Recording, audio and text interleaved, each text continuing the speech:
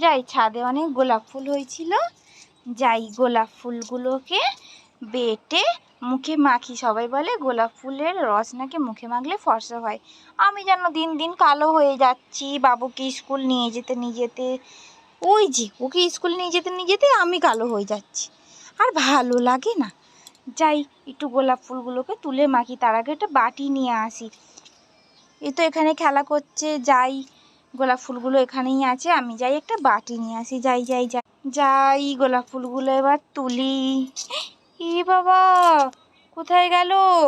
এই মাত্র 3টে কুঁড়ি ফুটে আছে, এখানে যে বড় বড় গোলাপ ফুলগুলো ছিল একটাও নেই।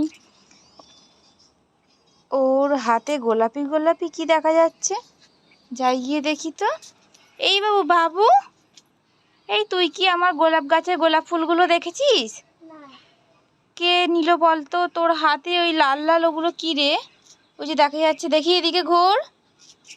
এ মা, আমার গোলাপ ফুলগুলো সব তুলে নিয়ে এখানে হ্যাচ্ছি হ্যাচ্ছি করছে। দাঁড়া রে, আমি তো ওগুলো মাখবো বলে মুখে রেখে গেছি, তুই তুলেছিস কেন?